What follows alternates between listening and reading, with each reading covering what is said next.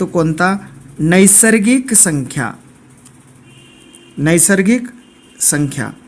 मुलांनो, या नैसर्गिक संख्या पाहत असताना, शिष्यवृत्तीची तयारी करत असताना हा टॉपिक किंवा संख्यांचे प्रकार, संख्याज्ञान आपल्याला येणं अतिशय आवश्यक आहे.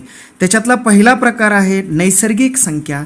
संख्याज्ञानाचा पहिला प्रकार आपण पाहतोय नैसर्गिक संख्या. नैसर्गिक संख्यालाच दुसरं नाव आहे मोज संख्या.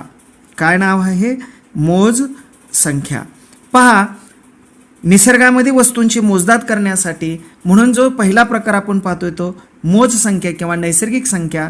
त्याच्यामध्ये पहा 1 2 3 4 5 डॅश डॅश डॅश अनंत या नैसर्गिक संख्या आहेत. 1 2 3 4 5 अनंत. म्हणून या नैसर्गिक आपल्या लक्षात आले असतील. पहा 1 2 3 4 5 अनंत. सर्वात लहान नैसर्गिक संख्या कोणती आहे? 1. आणि सर्वात मोठी नैसर्गिक संख्या आपल्याला सांगता येते का? नाही. म्हणजेच लक्षात आलं असेल की सर्वात लहान संख्या कोणती आहे? नैसर्गिक संख्या 1. मोठी संख्या सांगता येत नाही. मग पुन्हा आणखी संख्यांचा विकास होत घेतला आणि मग पुन्हा दुसरा प्रकार येतो तो पूर्ण संख्या. कुठला प्रकार येतो? पूर्ण संख्या. म्हणजे काहीही नाही हे जर सांगायचं असेल तर काही 1 2 3 4 5 माझ्याकडे 5 वस्तू आहेत, माझ्याकडे 4 वस्तू आहेत हे आपण सांगू शकतो. पण माझ्याकडे काहीही नाही. काहीही नाही म्हणजे काय? 0 1 2 3 4 5 अनंत. म्हणून या संख्या काय झाल्या? पूर्ण झाल्या. लक्षात आलं? पूर्ण संख्या कोणत्या असतात? त्यांची रचना कशा पद्धतीने आहे? 0 1 2 3 4 5 अनंत. मग लक्षात आलं असेल तुम्हाला की सर्वात लहान पूर्ण संख्या कोणती आहे? 0. सर्वात मोठी पूर्ण संख्या सांगता येते का? नाही. नैसर्गिक संख्या सुद्धा सांगता येत नाही आणि पूर्ण संख्या सुद्धा सर्वात मोठी आपल्याला सांगता येत नाही. तसं आपण जो तिसरा प्रकार पाहणार आहोत तो पूर्णांक संख्या. पूर्णांक संख्या. पहा, सर्वात लहान पूर्ण संख्या 0 आहे. सर्वात लहान नैसर्गिक संख्या 1 आहे. मग एक लक्षात आलं असेल तुम्हाला, सर्व नैसर्गिक संख्या ह्या पूर्ण संख्या असतात. मी काय वाक्य म्हणतोय? सर्व नैसर्गिक संख्या ह्या पूर्ण संख्या असतात, परंतु सर्व पूर्ण संख्या ह्या नैसर्गिक संख्या असतीलच असे नाही. हे लक्षात असू द्या. त्यानंतर आपण तिसरा प्रकार पाहतोय तो पूर्णांक संख्या. पूर्णांक संख्या कशाला म्हणतात? ज्यामध्ये ऋण आणि धन संख्यांचा समावेश असतो. 1 2 3 4 5 आणि या बाजूला पहा -1 -2 -3 -4 या ज्या संख्या आहेत या संख्यांना आपण कसल्या संख्या म्हणतो? पूर्णांक संख्या. पहा, पूर्ण संख्येमध्ये ऋण संख्या घेतल्यानंतर तयार होणाऱ्या ज्या संख्या आहेत त्याला कसल्या प्रकार म्हणतो आपण? पूर्णांक संख्या. नैसर्गिक संख्येमध्ये 0 घेतल्यानंतर पूर्ण संख्या तयार होतात आणि ह्या पूर्ण संख्येमध्ये ऋण संख्या घेतल्यानंतर पूर्णांक संख्या तयार होतात. हा फरक आपल्या लक्षात आला म्हणजे संख्याज्ञान टॉपिक खूप चांगल्या पद्धतीने आपल्याला समजतो. पहा, या पूर्णांक संख्येचा जर विचार केला तर 0 ही धन पूर्णांक संख्या देखील नाही आणि ऋण पूर्णांक संख्या देखील नाही. काय लक्षात आलं? 0 ही धनपूर्णांक संख्या देखील नाही आणि ऋण पूर्णांक संख्या देखील नाही. शून्याच्या उजवीकडे असणाऱ्या संख्यांना धनपूर्णांक संख्या असं म्हणतात आणि शून्याच्या डावीकडे असणाऱ्या संख्यांना ऋण पूर्णांक संख्या असं म्हणतात. म्हणजे हा फरक आपल्याला लक्षात आला पाहिजे. म्हणून सर्वात मोठी पूर्णांक संख्या देखील आपल्याला सांगता येत नाही. म्हणून एक आणखी लक्षात आलं असेल की पूर्णांक संख्येचा विचार केला असेल ही उजवीकडची संख्या आहे आणि ही कुठली संख्या आहे? डावीकडची संख्या. म्हणजे डावीकडच्या संख्येपेक्षा उजवीकडची संख्या ही काय असते? मोठी असते. हे लक्षात असू द्या. ज्या मुलांना पूर्णांक संख्या हा टॉपिक खूप चांगल्या पद्धतीने समजतो त्याला पूर्ण संख्याज्ञान आणि बीजगणित खूप अतिशय चांगल्या पद्धतीने समजतं. पहा, -2 आणि -3 आणि -2 या दोन्हीमध्ये मोठी संख्या कोणती आहे? -2.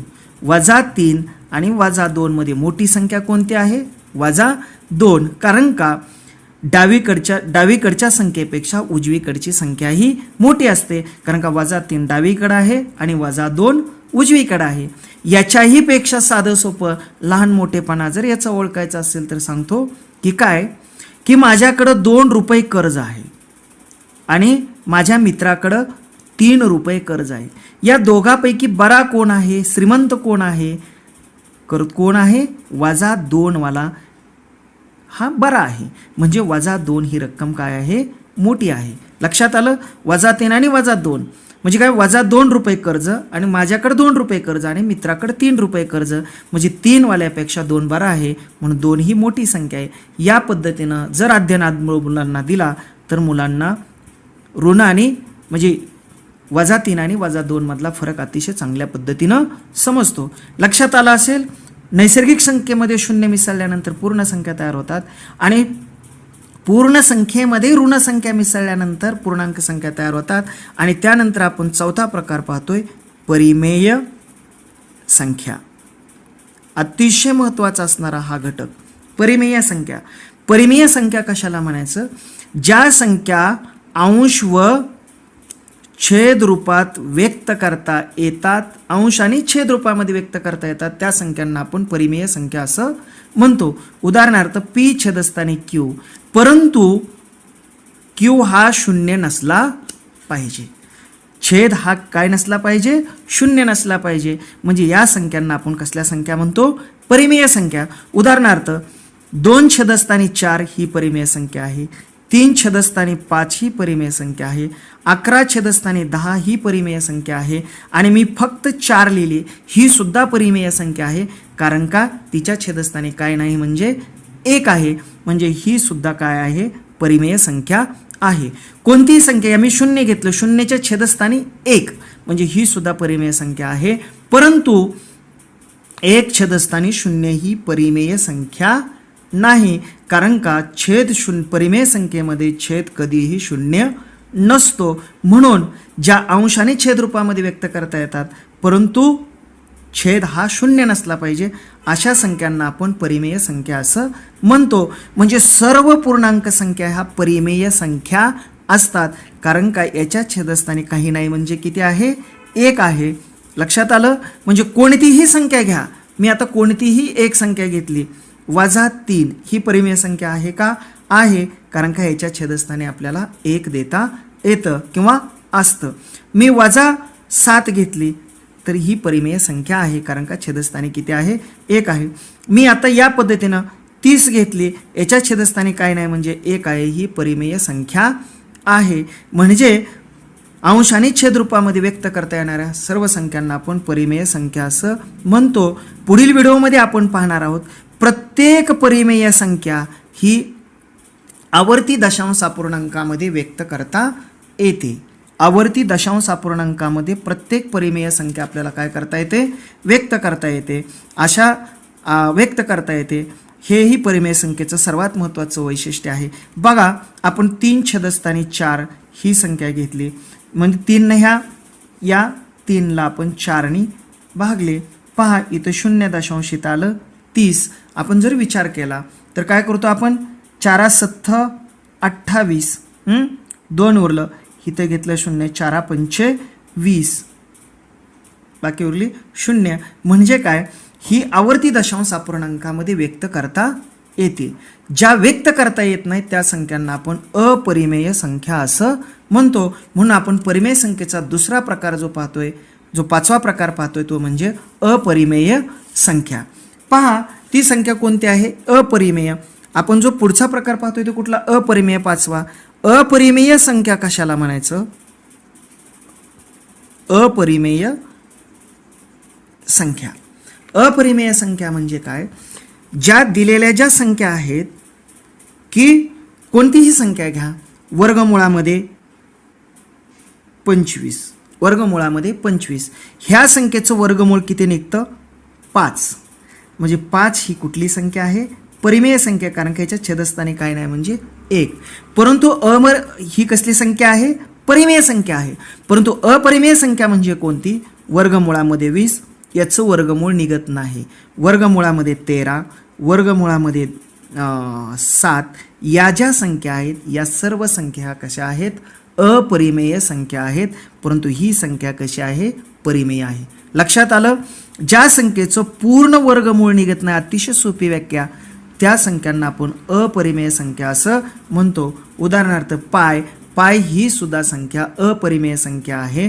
कारण का यांचं आवर्ती दशांश अपूर्णांकामध्ये रूपांतर करता येत नाही. प्रत्येक परिमेय संख्येचं आवर्ती दशांश अपूर्णांकामध्ये रूपांतर करता येतं, परंतु अपरिमेय संख्येचं आवर्ती दशांश अपूर्णांकात रूपांतर करता येत नाही. आवर्ती दशांश अपूर्णांकामध्ये व्यक्त न करता येणाऱ्या संख्यांना अपरिमेय संख्या असं म्हणतो. उदाहरणार्थ वर्गमुळामध्ये 20 याचं पूर्ण वर्गमूळ निघत नाही. उदाहरणार्थ वर्गमुळामध्ये 13, वर्गमुळामध्ये 7 ह्या कसल्या संख्या आहेत? अपरिमेय संख्या आहेत. पाय अपरिमेय संख्या आहे, परंतु वर्गमुळामध्ये 25 याचं वर्गमूळ निघतं, म्हणून ही परिमेय संख्या आहे. लक्षात आलं अपरिमेय संख्येची व्याख्या. त्यानंतर आपण जो पुढचा प्रकार पाहतोय तो वास्तव संख्या. वास्तव संख्या परिमेय अधिक अपरिमेय. लक्षात आलं? वास्तव संख्येची व्याख्या काय?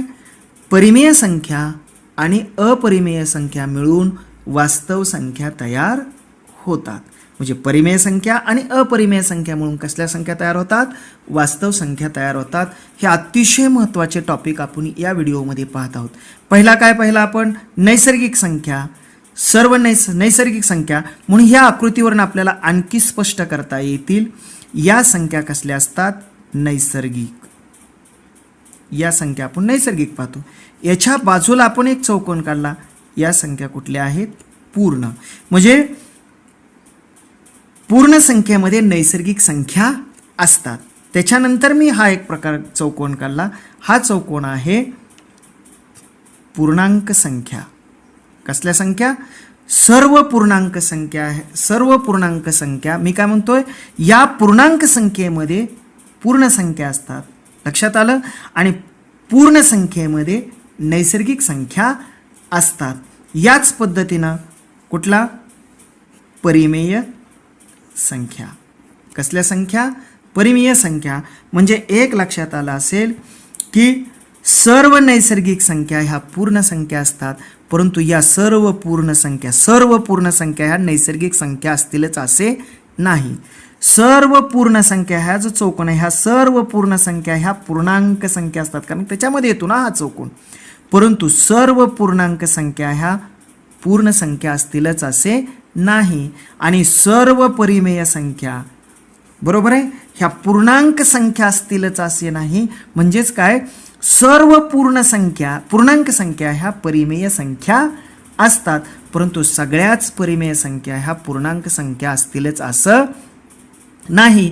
म्हणून शेवटी आपण काय पाहतोय की कशा पद्धतीनं पहा नैसर्गिक संख्या, पूर्ण संख्या. आपण साधी सोपी ट्रिक्स काय पाहतोय बघा. 1 2 3 4 5 ह्या कसल्या संख्या आहेत? नैसर्गिक संख्या. पूर्ण संख्या याच्यामध्ये शून्य मिळवलं. 1 2 3 4 5 ह्या कसल्या संख्या झाल्या? फक्त शून्य वाढल्यामुळं पूर्ण संख्या झाल्या. आणि पूर्णांक संख्या कशा झाल्या? या शून्याच्या डावीकडं -3 -2 -1 0 1 2 3 म्हणजे ह्याच्यात फक्त ऋण संख्या मिळाल्यामुळं काय झालंय? हा पूर्णांक संख्या झाल्या. याच पद्धतीने आपण ह्या चौकोनात दिल्या पद्धतीने विश्लेषण करतोय. आणि परिमेय संख्या काय?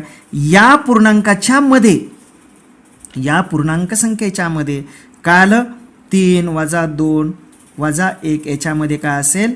4 छेदस्थानी 5 किंवा 2 छेदस्थानी 3 म्हणजे पूर्णांक आणि अपूर्णांक मिळून परिमेय संख्या तयार होतात. काय म्हणतो? पूर्णांक आणि अपूर्णांक मिळून परिमेय संख्या तयार होतात. म्हणजे छोटासा फरक या व्हिडिओमध्ये दिलेला आहे. तो जर एकदा मुलांच्या लक्षात आला तर मुलांना खूप चांगल्या पद्धतीनं परिमेय संख्या आणि अपरिमेय, पूर्णांक, नैसर्गिक या संख्या समजतात. त्यानंतरही आणखी संख्याचे काही प्रकार आहेत ते या व्हिडिओमध्ये आपण पाहतोय. समजलं ना मुलांनो? चला तर आपण आणखी काही संख्यांचे प्रकार पाहत आहोत. पुढील व्हिडिओ पाहण्यासाठी माझ्या चॅनलला सबस्क्राईब